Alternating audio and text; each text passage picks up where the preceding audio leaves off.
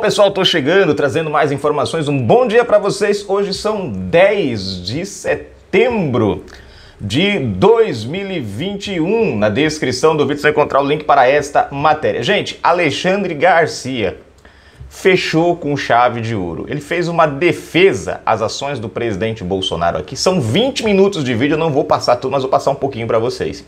Mas vai ficar muito claro, né, a serenidade, a sobriedade e a inteligência de Jair Messias Bolsonaro. Para aqueles que acreditam que o presidente Bolsonaro é covarde, como muitos estão achando agora, e muita gente está mudando de lado, que infelizmente é um mal, né, que eu sempre falo da nossa geração, achar que tudo vai acontecer de um dia para a noite, né? E é por isso que muitas vezes a gente acaba tomando os escorregões que toma. Mas enfim, da minha parte, presidente, tô contigo e eu tô entendendo a tua jogada. Parabéns, para mim eu acho que não teve ação melhor. Mas vamos continuar aqui, gente, né?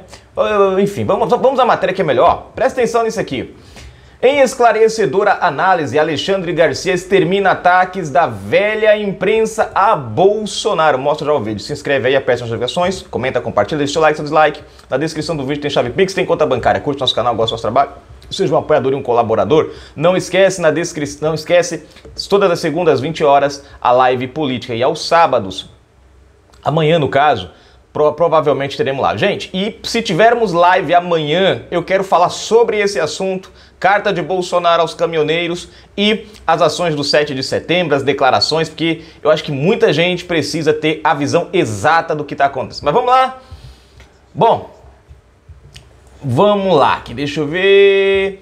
Nesta quarta-feira, 8, o jornalista Alexandre Garcia comentou a repercussão das manifestações do 7 de setembro em sua participação no quadro Liberdade de Opinião da CNN Brasil. Comentando as declarações do presidente durante os atos, Garcia apontou que considera ter sido um excesso do presidente ao chamar Alexandre de Moraes de canalha.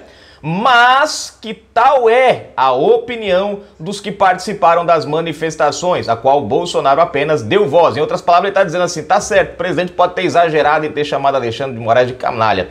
Só que Bolsonaro, na verdade, fez apenas o que o povo estava querendo fazer, estava entalado na garganta. Bolsonaro só colocou para fora o grito do povo, né? O presidente foi excessivo ao usar o termo canalha, mas quis ser porta-voz dos milhões que saíram às ruas. Aliás, as palavras postadas pelo ministro Moraes, que diz que a nossa independência garantiu a nossa liberdade, é verdade. E somente se fortalece com absoluto respeito à democracia, escreveu Moraes.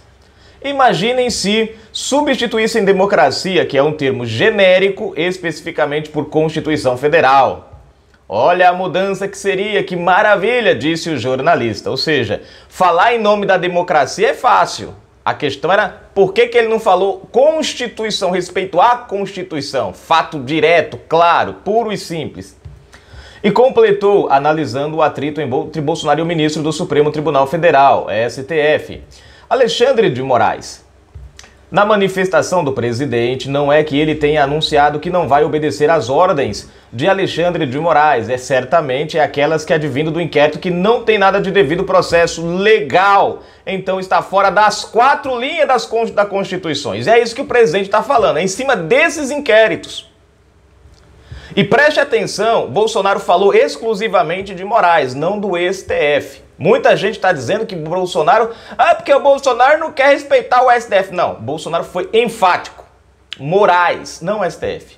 Mas isso é obrigação dele, está na Constituição. Ele, para tomar posse, tinha que dizer o seguinte: assumo o compromisso de manter, defender e cumprir a Constituição. Opa! Então, se o inquérito é fora da Constituição, está contra a Constituição. Eu tenho o dever a obrigação de defender. Então, ele tem a obrigação de defendê-la. E o que ele fez ontem perante os milhões que saíram às ruas foi refazer o juramento. Como ele vai cumprir isso? Cadê? Como ele vai fazer isso? Fazer cumprir a Constituição ou não, obedecendo uma ordem que não tem origem legal. Vamos lá? Canal CNN, gente, deixa eu pegar aqui.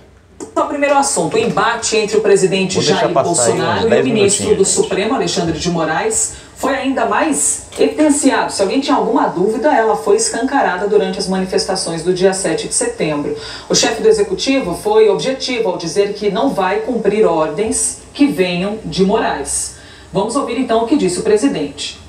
Que uma pessoa apenas, um homem apenas, turve a nossa democracia e ameace a nossa liberdade. Dizer a este, um homem, que ele tem tempo ainda para se redimir. Tem tempo ainda de arquivar seus inquéritos. Ou melhor, acabou o tempo dele. Sai, Alexandre de Moraes! Alexandre Deixa de ser canalha! não o STF. Deixe de oprimir o povo brasileiro! Deixe de censurar o seu povo! Mais do que isso, nós devemos, sim, porque eu falo em nome de vocês, determinar que todos os presos políticos sejam postos em liberdade. E qualquer decisão do senhor Alexandre de Moraes, esse presidente não mais cumprirá.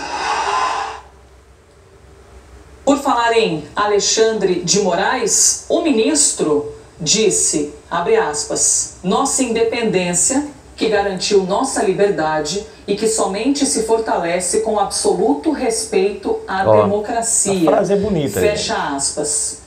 Alexandre, como você avalia então as declarações do presidente da República neste 7 de setembro, que foi evidentemente um 7 de setembro marcante, parte da população pelas ruas, mas que carregava ali uma bandeira. A gente até comentou que foi um dia mais político do que cívico, não é? E com um discurso muito enfático em cima do STF. Como você avalia essas declarações então do presidente? A primeira bordoada. Bom, eu acho que foi puramente cívico, né? E o cívico é político. Foi exatamente esse, porque era uma festa preponderante militar, chamada de cívico-militar. Ontem, com a ausência dos militares, né, que cancelaram a manifestação, teve uma manifestação oficial, sim, de comemoração ao 7 de setembro e de início de contagem para os 200 anos, na frente do Palácio Alvorada, às 9 da manhã. Houve essa comemoração. Aliás, estavam convidados os chefes de poder que não compareceram, né? Mas estavam lá os comandantes militares, houve espetáculo de paraquedismo, nós mostramos isso, enfim. Mas, então, acho que foi sim. E aí a vantagem da festa de ontem, uma festa cívico, que significa politização, formação de cidadania, cidadão participando, né? Eu vi o presidente aí, acho que foi muito pesado, foi excessivo usar o termo canalha, mas ele quis ser porta-voz dos milhões que saíram para a rua, né, provavelmente. Aliás, as palavras postadas pelo ministro Moraes, eu vou ler de novo se liga aí. Fazer uma sugestão. Diz assim, a nossa independência garantiu a nossa liberdade. Verdade, o grito do príncipe Pedro, independência, significou liberdade da corte de Portugal. Parece que o grito de ontem estava significando liberdade da corte do Brasil. Mas, enfim, garantiu a nossa liberdade e somente se fortalece com absoluto respeito à democracia. Imagine se substituísse democracia, que é um termo, convenhamos, é genérico, especificamente por absoluto respeito à Constituição Federal. Olha a mudança que seria. Que maravilha, que abertura, que sol que estaria raiando nessa crise, se houvesse absoluto respeito à Constituição. Mas, pois bem, vamos lá na manifestação do presidente. Olha, não é que ele tenha anunciado que não vai obedecer às ordens do ministro Alexandre de Moraes, certamente aquelas que advêm do inquérito que não tem nada de devido processo legal. Portanto, está fora do Estado Democrático de Direito. Está fora das 4 linhas da Constituição. É ilegal, todo mundo sabe, né? Mas isso é obrigação dele. Está aqui na Constituição. Ele, para tomar posse, ele tinha que dizer o seguinte, né? Assuma o compromisso de manter, defender e cumprir a Constituição. Ele tem a obrigação de defender a Constituição. Essa é uma obrigação dele, né? E o que ele fez ontem foi, perante os milhões que saíram à rua, aquela massa que estava na esplanada, né? E a Avenida Paulista cheia de gente, ele atualizou, ou seja, ele refez o juramento, agora com o testemunho desse povo todo. Agora ele também está numa... Como é que ele vai cumprir isso? Fazer cumprir a Constituição, não obedecendo uma ordem ilegal, né? que não tem a origem legal, né? Como vai fazer? Como um órgão do Poder Executivo pode desrespeitar um mandado de prisão, por exemplo, e não executá-lo? Ficou então um impasse interessante. Olha só o enigma disso aí, ou o labirinto que é isso. Para cumprir a Constituição, né, corre o risco de ser acusado de não estar cumprindo a Constituição. Você está entendendo aí o negócio? Realmente é um impasse aí. Mas não tem como. Ele jurou e repetiu o juramento ontem. Defender a Constituição, né? Hoje é o Dia Internacional da Alfabetização, né? Eu não me surpreendi, mas o moço que me atendia numa loja na segunda-feira sabia tudo de Constituição, né? As pessoas têm acesso à Constituição e estão lendo. Os alfabetizados estão lendo a Constituição e sabem o que está fora da Constituição e o que não está, né? E o que está na Constituição, principalmente nos direitos e garantias fundamentais, e no artigo 220, que trata de liberdade de expressão e vedação à censura. Elisa? Alexandre, o presidente chama as prisões de prisões políticas. Essa é a interpretação que o presidente faz de alguns nomes que vieram à tona ultimamente. O presidente Foram determinações judiciais, né, determinações expedidas pelo Supremo Tribunal Federal. Seriam arbitrárias essas decisões? Por qual motivo exatamente o presidente chama de prisão política? Que tipo de interpretação o presidente está dando? Bom, foi arbitrária na medida em que se baseou no processo, no inquérito que Marco Aurélio, único voto vencido, né, chama de inquérito do fim do mundo, inquérito sem limites, em que o próprio ofendido investiga, julga e prende, né? Agora, as pessoas que ali estão, né, o deputado Daniel Silveira, por exemplo, acho que, como diz o jurista Ives Gandra, cabe comissão de ética, né, pelo linguajar, pela verborragia, né, pode caber crime de ameaça, em alguns casos, em outros, Roberto, crime de ameaça, crime de injúria, de calúnia, de difamação, mas isso está no Código Penal, isso deve seguir o devido processo legal, né? Face a notícia crime para o Ministério Público ou para o juiz e começa um processo legal. Mas não é legal um processo em que aquele que se julga ofendido é quem investiga, julga e prende, né? Aí não tem como, ninguém acredita, né? Elisa? Alexandre, eram muitos cartazes reunidos na manifestação. Evidentemente a gente não pode generalizar, pegar um cartaz e dizer que era a bandeira de todo mundo, porque cada um também representa a sua ideia.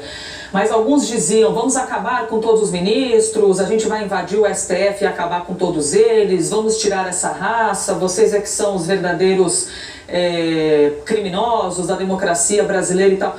Sempre existe, e repito mais uma vez, a gente não pode generalizar, não é? De alguns grupos, esse tom mais agressivo em relação ao STF. Qual é a sua opinião sobre essas bandeiras que dizem vamos invadir, acabar com todo mundo, tirar todo mundo lá de dentro e recomeçar do zero?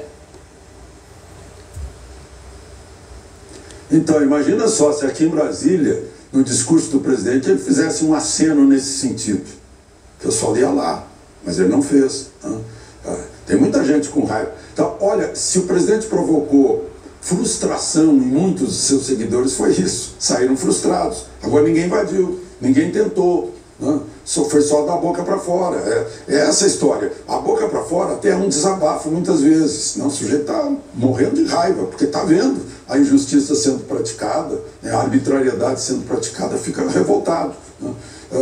E tem gente assim, digamos, mais direta, mais simplória, que acha que essas coisas se resolvem assim diretamente. Tem gente que acredita que impeachment vem por abaixo-assinado. Né? Então, acontece. Né? Só que não aconteceu. Só ficou na saliva, só ficou no cartaz o desabafo. Né? É uma briga, né? Como a gente que viaja bastante para a Itália vê muitas vezes. Né? Italiano brigando, a gente pensa que vai correr sangue. Né? E só corre saliva. Beleza? 9h03, seguimos ao vivo, Partidos do Centrão... Já aí, gente, tá aqui, né? Depois vocês assistem aí que tem mais coisa aqui, né, nessa matéria, para não ficar muito longo. Eu quase fiz uma live, gente, só que eu lembrei de fazer a live, já tava na metade do vídeo ali, né? Porque seria interessante a gente passar esse vídeo do Alexandre Garcia numa live comentando com vocês, né? Mas enfim, quem sabe se eu fizer uma live amanhã à noite, aí eu aviso para vocês durante o dia, quem sabe a gente não pega esse vídeo aqui, coloca ele pra gente analisar junto, porque o Alexandre de Moraes esclarece muita coisa, né? Eu continuo dizendo, estou ao lado do presidente, confio nele e acredito que tanto a carta que ele soltou, porque se você pegar a carta que os pontos que ele coloca na carta, gente, apesar da mídia tá dando uma entonação meia distorcida, mas se você sentar, analisar direitinho, tudo que está naquela carta é tudo que o presidente já vem falando antes. Nada está fora daquilo que o presidente vem falando. Só está num tom mais, vamos dizer assim, um pouco mais calmo. Mas tudo está. O Bolsonaro não foge uma linha do seu compromisso ali. Como muita gente está achando que o Bolsonaro está sendo covarde, que essa carta ele está recuando. Não, gente. Está tudinho ali. Ele só mudou o linguajar, mas está tudinho que ele vem falando ali. E eu pretendo trazer um pouco disso na live, né, ou sábado ou segunda-feira, tá bom? Mas, gente, fica aí, fica com Deus. Eu espero que vocês estejam compreendendo toda a situação no Brasil, né? E eu, no meu ponto de vista, o presidente tomou a atitude mais acertada. Ele parou, pensou e pensou o seguinte: qual é o melhor? É eu colocar esse povo para ir para cima e esse povo, uma grande parte desse povo sofrer, ou eu segurar mais um pouquinho aqui, deixar a coisa correr, deixar o meu lombo levar mais pancada, mas fazer o povo sofrer menos. E aí ele optou por ele se sacrificar. Eu acho que o gesto do presidente foi um gesto altruísta, porque se nós tivéssemos as paralisações dos caminhoneiros, realmente, balança econômica ia desequilibrar e feio. Já vindo da pandemia que a gente passou. Nós não temos estrutura econômica para isso. Segundo ponto, né? As pessoas mais pobres serão as pessoas que seriam mais afetadas. Nós temos pessoas que tinham emprego, tinham comércios, quebraram tudo e hoje estão vivendo de auxílio emergencial por causa dos governadores e prefeitos. O presidente pensou o seguinte: não posso deixar esse povo sofrer mais do que ele já tem sofrido. Mesmo que seja por esse ato de liberdade, mas esse povo não pode carregar esse peso nas costas. Ele preferiu recuar, ele preferiu, né, talvez